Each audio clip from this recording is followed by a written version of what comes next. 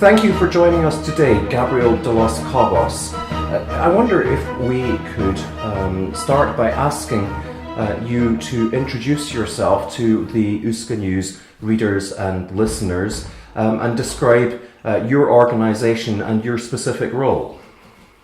Yeah. Okay, my name is Gabriel de los Cobos, and I am hydrogeologist. I have been involved in research and teaching, and have worked in the private sector as well as on humanitarian issues, mainly in Africa. So since 1998, I have been the head of the Geology and Groundwater section in the Service of Geology, Soil and Waste of the Canton of Geneva. So as such, I am also a member of the transboundary committee for Geneva groundwater management. So I am working for the State of Geneva, which is a public administrative entity, and I am therefore in charge of the quantitative and qualitative monitoring of the groundwater of the cantons, particularly for the Genevois Aquifer, which is the main source of underground drinking water intended to the supply of water for the population of the canton.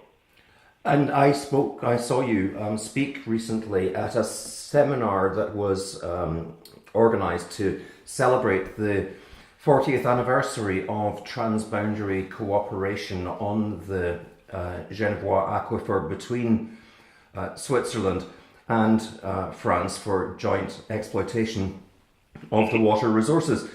Perhaps you could give us a little bit of the history behind the way that the Genevois Aquifer is organized and how political will for cooperation between the countries emerged. Mm-hmm. So the cooperation began when a major problem occurred in the groundwater resource. The water table of Geneva is cross-border, so it is of small extension, and today 10 wells draw the groundwater on the Swiss side, and on the French side 4 wells. So it is important to know that the Geneva Aquifer represents roughly 20% of the distributed drinking water, while the water from Lake Geneva represents about 80%. In the 60s and 70s, over exploitation of the water table was noted. So the water level has dropped more than 9 meters. It was necessary to take emergency measures to stop overexploitation by limiting pumping and to consider coordinated management for the future. So it took more than 10 years of discussions and negotiations to reach a shared aquifer management agreement. And the technology solution that emerged and was implemented was to recharge the aquifer using water resources from the river Arve. Can you take a moment to explain in layman's terms how exactly does that recharge technology work? What is involved? Yeah, okay. So, to face this overexploitation, so it has been necessary to put an urgent hydraulic management. So we had 2 solutions. So first one was use another water resources such as the lake with the construction of a new pumping station and filtration on the lake, or a reinforcement of the natural capacity of the water table by an artificial recharge of the aquifer. So this second solution was chosen for economic reasons. The construction of a station on the lake is more expensive than an artificial recharge plant, and also for strategic reasons as well, because it was necessary to rescue many of existing wells and also to get diversification of resources. So the groundwater on one hand and the lake on the other hand. So just some overview of what is exactly the Genevois Aquifer. So the water table of Geneva is naturally fed mainly by a river. It's the river called Arve, which comes from the Alps, from the Mont Blanc Massif in France, more than by precipitation, because the aquifer is overall a good natural protection by thick layers of clayed moraines that protects the groundwater, but not everywhere. So the basic idea was to improve this natural recharge by forcing more water to enter the aquifer artificially. At the time, it was a challenge, but today this technique is developing more and more, and it has become a management tool for the hydrogeologist. Of course, when the geological, hydrogeological, hydraulic, biological, and chemical conditions allow it. For the Genevois Aquifer, it was the only good solution because it allowed to reuse the dry wells and to use the aquifer with the same water resulting from its natural recharge. So the aquifer formation is formed by pluvial and glacial deposits, so the infiltration is quite favorable. So the aquifer recharge works when there is water available to supply the aquifer. So this water is stored in the aquifer in winter or in spring time when rainfall is frequent, so that it can be used seasonally when the demand for water is highest, so in the summer. So in Geneva, water is pumped from the Arve River, and this water is sent to a light treatment station. This treatment is necessary because the water of the river is very often turbid. It's silty water. So the water is filtered by different stages and then sent to an infiltration area where there is 5 kilometers of a reverse drainage system buried in the soil at 2-3 meters depth. So the water penetrates with a capacity of 700 liters per second in the gravelly alluvium of the river, which is lying directly on the gravels of the aquifer. So the water is also filtered by the subsoil when it circulates in these gravels. So in this natural reservoir, 8 to 10 million cubic meters per year of water are therefore available in the Genevois Aquifer. So this water moves slowly between gravel and sand and is pumped by the various wells distributed along the aquifer. And was this a very innovative solution at the time? This was what, in the 1970s? Were there existing technologies or examples of this or similar technologies to be drawn from, or were the hydrogeologists inventing something new? This is, we have to think that in the 60s and 70s we began to talk about the technique of artificial recharge of aquifers, but it remained a challenge because it was necessary to find above all the good hydrogeological conditions to realize it, and especially to have a water of good quality intended to fill the aquifer.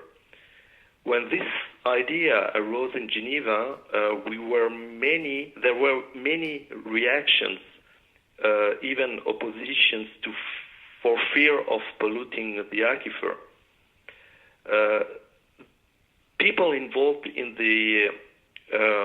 this overexploitation of the Genevois Aquifer have visited existing facilities in Germany and France, and they have been also there have been tests for several years.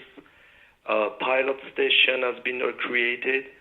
Various methods of water infiltration tested. So today, numerous works and researchers have been developed all over the world under the impulse of the Commission of the IAH. So it's the International Association of Hydrogeologists, on the management of aquifer recharge, which organizes every 3 years since the end of the 90s symposium on this issue. Much has been learned about this technique to the point of even using wastewater for aquifer recharge. And the technology challenges are one thing, but the other side of the coin and the other part of the success story of the Genevois Aquifer has been governance challenges. When we're talking about an aquifer, a water resource being shared by two countries in a very friendly manner, what were the biggest governance challenges for the aquifer management, and how have these been addressed in a cooperative manner? Yeah, so in the Geneva story, in the 70s, while studies and tests were developed to consider the establishment of a recharge station, so several discussions and meetings were organized to deal with administrative and political aspects, just to impose restrictions on the use of the aquifer until the recharge system is effective, and to initiate management plans to manage the aquifer in a sustainable manner. So in 1977, the benefits of the aquifer recharge have been demonstrated for all users. So this laid the foundations of a future Franco-Swiss agreement for the management of this common resource. So this agreement, called an arrangement, since no legal basis for transboundary groundwater management existed at that time, covers various aspects. So the annual water table management program, the recharge facilities, water rights, the price water, and the role of the management commission. Overall, the arrangement ignores the concepts of sovereignty and territoriality. So only the common water resource is highlighted, and we had to save it. So we see that this agreement follows a pragmatic approach based on the rational management of the common resource. So the role of the Commission is also important because it deals with all aspects related to the management of recharge, use, monitoring, maintenance, with the pumping, and is responsible with the renewal of the annual artificial recharge program, the budget in connection with the recharge program, operational cost, monitoring of water quality, etc.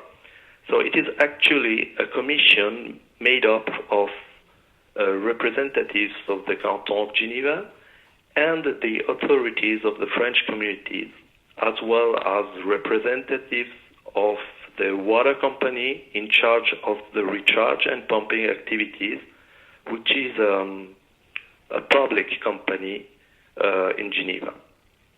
So the French side did not want to finance the costs of the recharge station, but having still wanted to benefit from the effects of recharge, it obtains an annual amount of 2 million cubic meters.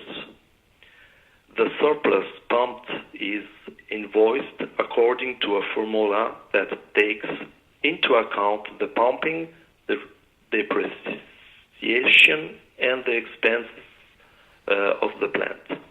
So the arrangement came into force in June 1978 for 30 years. So it was reviewed and extended for 30 years in 2008, and this time under a legal cover, giving it legal basis. And this cooperative approach, again, as you described, was something very new for management of transboundary groundwater. But as we all know, water challenges around the world are increasing in severity, and lakes and streams are impacted by pollution and overexploitation. More and more, the world will have to look to groundwater resources rather than surface water. Are there lessons to be learned from the Genevois Aquifer? So many of the world's aquifers are transboundary. Do you get inquiries from other entities that look to emulate the success story that you've been part of? Oh yes, we are often called upon to testify about our experience at conferences or meetings dealing with the transboundary aquifers or water management between various countries. At the celebration last month of the 40th anniversary of the Franco-Geneva Agreement, officials from African countries or South America were present, and even if the situations are very different, it is mainly the process of the discussion approach between parties that have been of great interest to these people.